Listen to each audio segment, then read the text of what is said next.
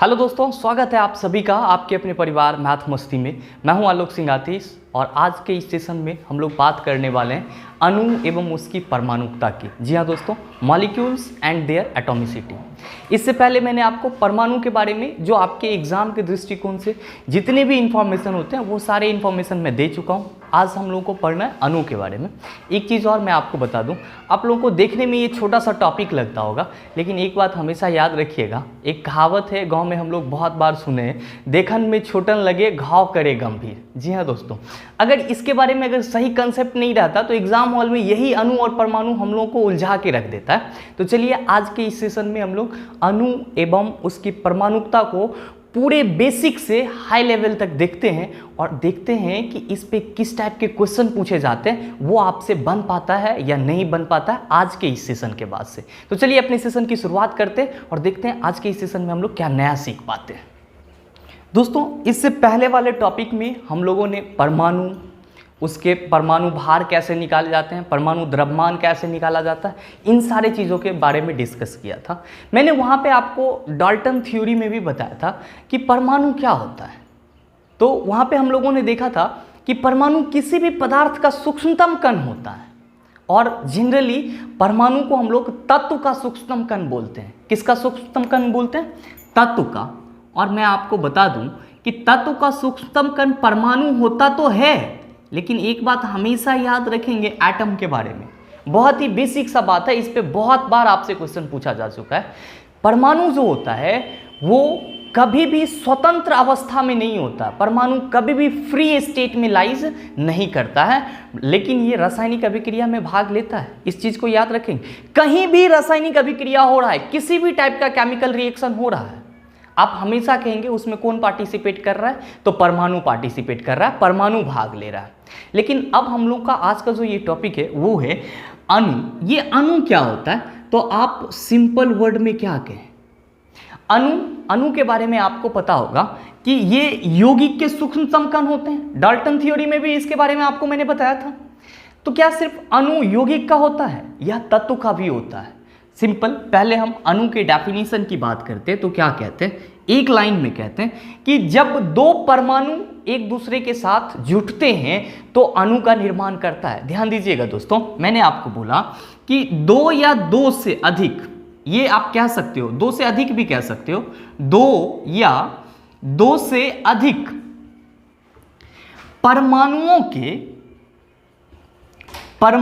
के संयोजन के फलस्वरूप, संयोजन के बाद, परमाणुओं के संयोजन के बाद अणु का निर्माण होता है। अणु का क्या होता है? निर्माण होता है, अणु का फॉर्मेशन होता है। अब आप यहां पे ध्यान देंगे एक चीज हमेशा कि दो या दो से अधिक परमाणु, मतलब एक चीज तो कंफर्म है कि जब तक परमाणु और परमाणु ना जुटेगा तब तक अणु ना बनेगा। ये बात को हमेशा याद रखिएगा कि जब तक परमाणु और परमाणु ना जुटेगा तब तक अणु ना बनेगा। तो हम यहाँ पे परमाणु और परमाणु के संयोजन से क्या लिख दे रहे हैं कि अणु बन गया। एक चीज मैं आपको और बता दूं कि परमाणु किस में होता है? अभी जस्ट मैंने बताया कि तत्व का सूक्ष्मतम कण परमाणु होता है, पदार्थ का सूक्ष्मतम कण परमाणु होता है। तो परमाणु इसमें भी तत्व है और यहां भी आपका क्या है? तत्व है। दोस्तों, आपको ये चीज पता होगा, क्या पता होगा? ऊपर वाले को आप अभी 2 सेकंड के लिए भूल जाइए, बस ये वाला याद रखिए कि जब दो तत्व आपस में एक निश्चित अनुपात में, जब दो तत्व आपस में एक निश्चित अनुपात में अभिक्रिया करता है तो यौगिक बनाता है। मतलब ये हुआ, मेरा समझाने का मकसद ये है कि तत्व और तत्व जब एक दूसरे के साथ जुटेगा तो क्या बनेगा? यौगिक बनेगा। क्या बनेगा? यौगिक बनेगा। भैया तत्व में क्या रहता है? तो तत्व में तो परमाणु रहता है। तत्व में क्या रहता है? तत्व में परमाणु रहता है। और ये तत्व मिला तो यौगिक बना और यहाँ पे परमाणु मिला तो अणु बना। तो आप ये कहेंगे कि यौगिक का सूक्ष्मतम कण क्या होता है? अणु होता है।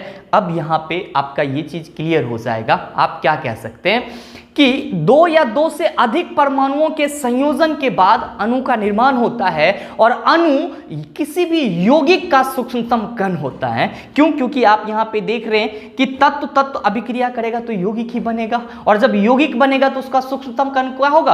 अणु होगा। तो इस चीज को आप दोस्तों याद रख सकते। अच्छा, एक चीज मैं आपको यहां पे एग्जांपल देकर के अगर बताना चाहूं, जैसे कि मैं बात करता हूं कि कार्बन, या फिर आप ऐसे लिखिए कि जब सर HCl और NaOH, ध्यान दीजिएगा, अभी इतना बड़ा फॉर्मूला मैं इसलिए बता रहा हूं एक अभिक्रिया दिखाने के लिए आपको।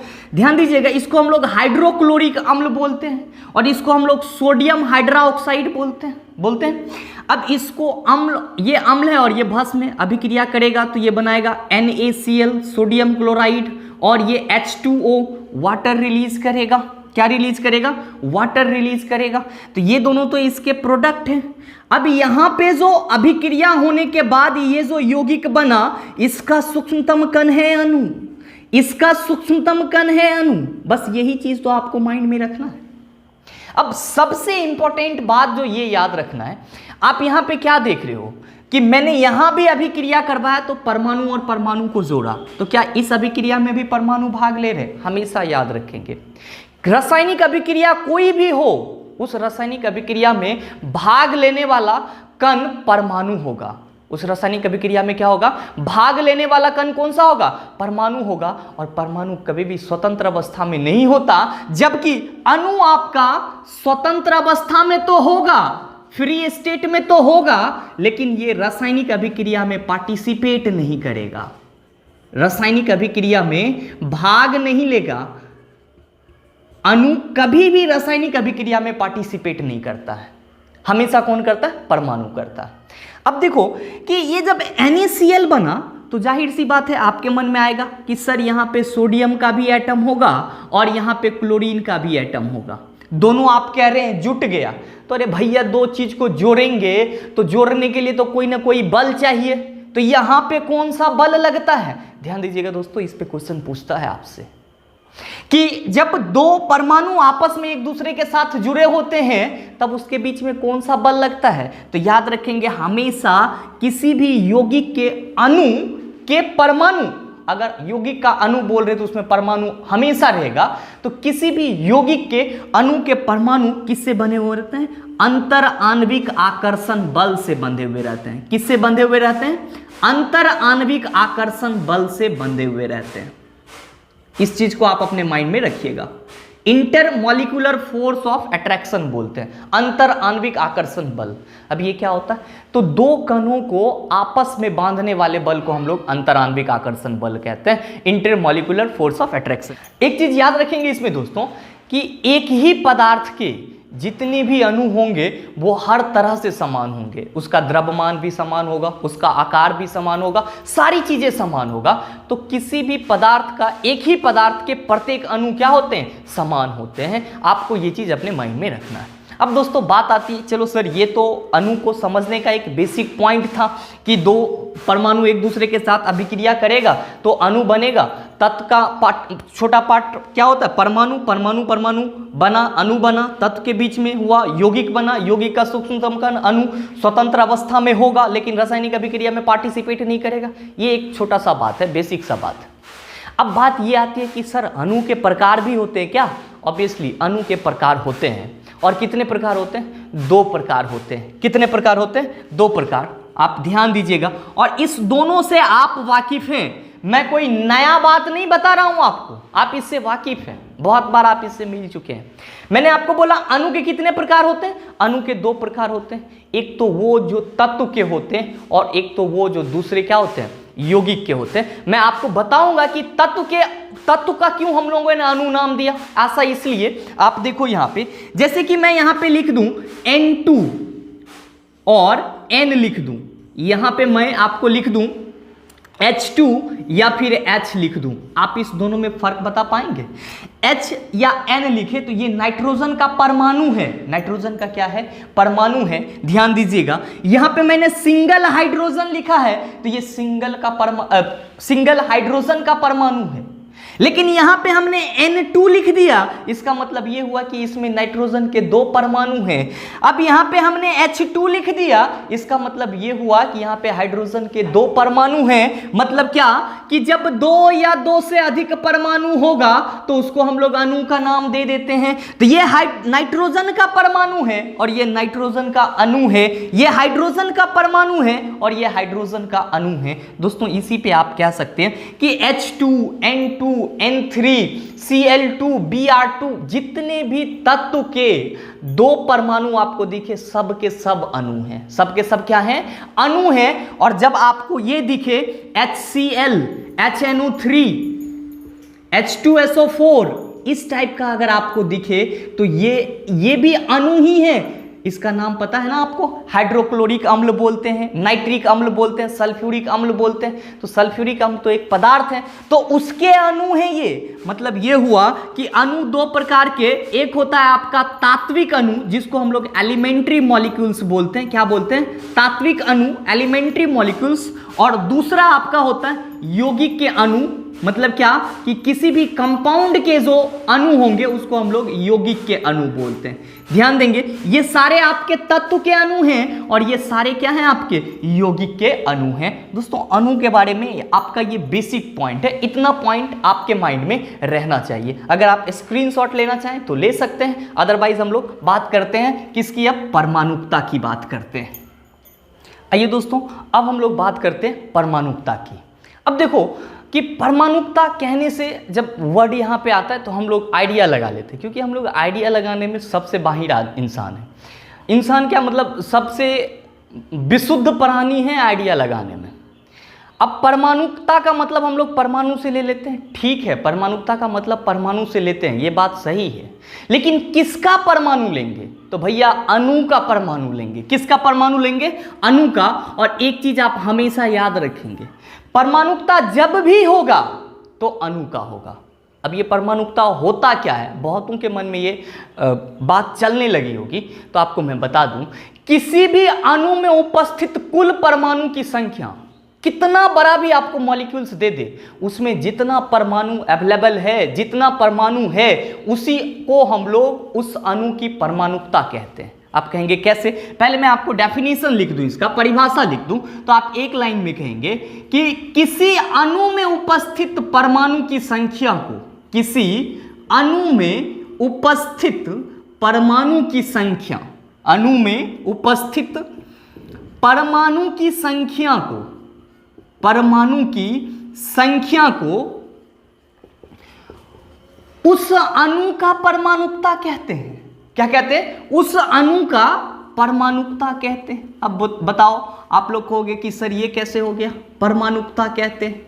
देखो ध्यान देंगे यहां पे हम लोग, the number of atoms present in a molecules, number of atom, परमाणु की संख्या जो किसी अणु में उपस्थित होती है उसी को हम लोग परमाणुकता कहते हैं। और परमाणु की संख्या तो अलग अलग उपस्थित होती है, इसीलिए परमाणुकता को हम लोग कैटेगराइज कर देते हैं। कितने पार्ट में कैटेगराइज कर देते हैं? तो कहते हैं कि एक परमाणविक, ध्यान से देखिएगा, ये सारे आपके एग्जाम में पूछे जाते हैं, याद रखिएगा। अगर आपने बेसिक कंसेप्ट ले लिया है तो आप कोई भी एग्जाम दो आसानी से पास करोगे।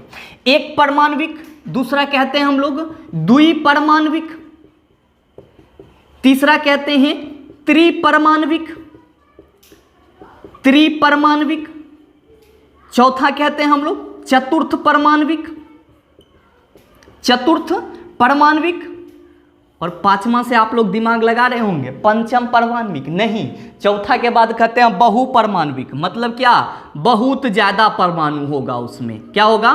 बहुत ज्यादा परमाणु होगा। दोस्तों इसको हम लोग इंग्लिश में मोनो एटॉमिक कहते हैं, मोनो एटॉमिक। इसको हम लोग डाई एटॉमिक कहते हैं, इसको ट्राई एटॉमिक कहते हैं, और इसको टेट्रा एटॉमिक, और इसको हम लोग पॉली एटॉमिक कहते हैं। अब आप कहोगे कि सर इसके एग्जाम्पल क्या होंगे? तो परमाणुकता के आप देख सकते हैं टोटल कितने प्रकार हैं? 5 प्रकार। एक परमाणविक जिसमें एक परमाणु हो, द्विपरमाणविक जिसमें 2 परमाणु हो, त्रिपरमाण्विक जिसमें 3 परमाणु हो, चतुर्थ परमाण्विक जिसमें 4 परमाणु हो, और बहुपरमाण्विक मतलब जिसमें 4 से ज़्यादा हो। एक चीज़ और याद रखेंगे, अभी बहुत सारे बुक 2 से ज़्यादा को बहुपरमाण्विक बोल रहे हैं, लेकिन आपसे एग्जाम में सीधे सीधे परमाणुकता बताने के लिए आ जाता है क्वेश्चन। तो आप हमेशा याद रखेंगे कि 4 से ज़्यादा होगा तभी हम उसको क्या कहेंगे, बहुपरमाण्विक कहेंगे। आपको मैं बता दूं, इस चीज़ को आप नोट करके रखेंगे हमेशा। एक परमाण्विक अणु का पहला एग्जाम्पल तो जितने भी अक्रिय गैस हैं, अक्रिय गैस समझ रहे हैं ना, हीलियम, नियन, आर्गन, क्रिप्टन, जेनन और रेडन। हीलियम, नियन, आर्गन, क्रिप्टन, जेनन और रेडन, ये सारे अक्रिय गैस हैं। इनर्ट गैस भी इसको बोलते हैं। क्यों? क्योंकि ये रासायनिक अभिक्रिया में पार्टिसिपेट नहीं करता है। और एक सबसे इंटरेस्टिंग चीज़ मैं आपको इसके बारे में बताऊं, जिस तरह हम लोग अपने डेली लाइफ में एक आकांक्षित रहते हैं कि हमको पैसा कमाना है, पैसा कमाना है। क्यों भाई पैसा कमाना है? तो स्टेबिलिटी के लिए। उसी तरह केमिस्ट्री में ये जितने भी 6 गैस आपको दिख रहे हैं, ये सब के सब अस्थाई हैं, और जितना भी रासायनिक अभिक्रिया होता है सब इसी अस्थायित्व को प्राप्त करना चाहता है। जिस तरह हम लोग पैसा कमाने को अस्थाई बोलते हैं, ठीक उसी तरह केमिस्ट्री में जो अभिक्रिया होती है वो अक्रिय गैस के बनने के लिए अभिक्रिया होती है। तो इस चीज को याद रखेंगे। और जितने भी अक्रिय गैस हैं वो सब एक परमाण्विक के हैं, क्योंकि ये कभी अभिक्रिया करेगा ही नहीं तो मॉलिक्यूल्स कहां से बनेगा, अणु कहां से बनेगा। इस चीज को आप अपने माइंड में रखेंगे। तो आपसे एग्जाम में अगर क्वेश्चन आए कि हीलियम, नियन, आर्गन, इस 6 में से कोई भी आपका ऑप्शन रहे कि क्या है, एक परमाण्विक या द्विपरमाण्विक, तो आप आंख बंद करके एक परमाण्विक मारेंगे, आपका आंसर सही होगा।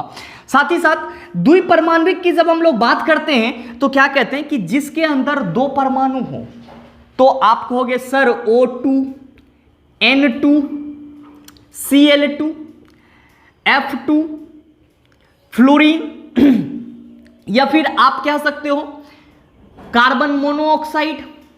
ये सारे में आप क्या देख रहे हो, ऑक्सीजन के 2 एटम, नाइट्रोजन के 2 एटम, क्लोरीन के 2 एटम, फ्लोरीन के 2 एटम, कार्बन और ऑक्सीजन। तो कार्बन का 1 एटम और ऑक्सीजन का 1 एटम, दोनों मिलके कितना हो गया, 2। अरे भैया क्या बताएं कि किसी अणु में उपस्थित परमाणु की संख्या को उस अणु का क्या कहते हैं, परमाणुकता। तो इसका परमाणुकता 2 हो गया, इसका परमाणुकता 2, इसका परमाणुकता 2। क्यों?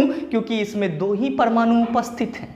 त्रिपरमाण्विक की जब हम लोग बात करते हैं तो कहते हैं कि इसमें 3 परमाणु होगा। सबसे बेस्ट एग्जांपल बहुत बार पूछा गया है O3। कौन सा आपका O3। अब आप कहोगे कि क्या सर सिर्फ O3 ही आपका इसका एग्जांपल होगा? नहीं, बिल्कुल गलत है, और भी बहुत सारे हैं। आपका CO2 है, NO2 है, ये सारे क्या हैं आपके त्रिपरमाण्विक हैं। आप इसको देख पा रहे होंगे। O3 में तो ये पहले से स्पष्ट है। इसको एक चीज और ओजोन भी बोलते हैं, ये चीज आप याद रखेंगे, ओजोन।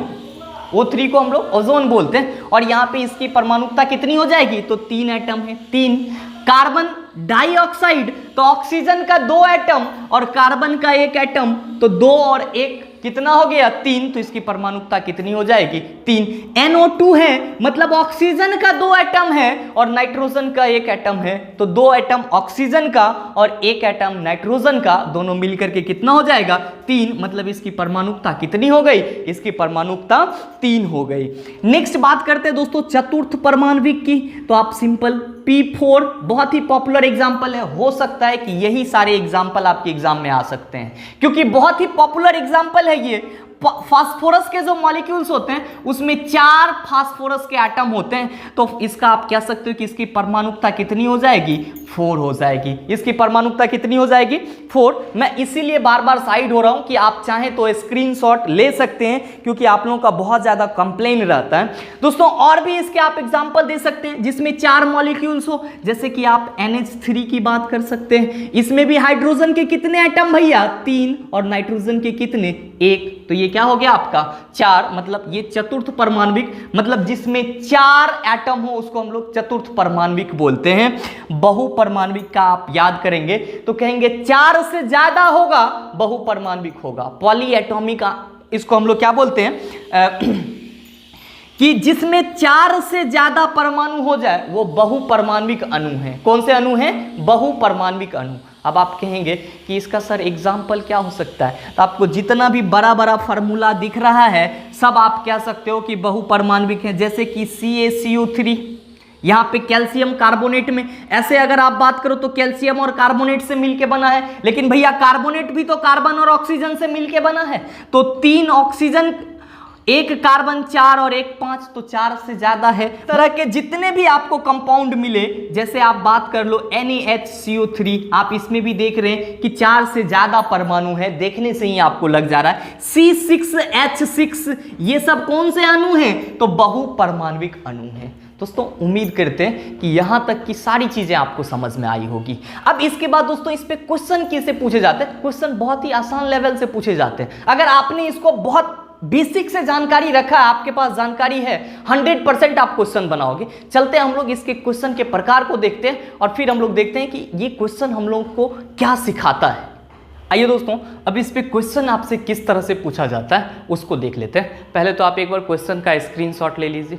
अब पहला क्वेश्चन आपसे पूछा है कि यौगिक अणु के परमाणु परस्पर बंधे होते हैं। याद रखिएगा कि अणु, कोई भी अणु होगा उसके परमाणु परस्पर अंतर आणविक आकर्षण बल के साथ बंधे होते हैं। तो आपका जो आंसर होगा सी होगा, ऑप्शन नंबर सी इसका सही आंसर होगा, अंतर आणविक आकर्षण बल।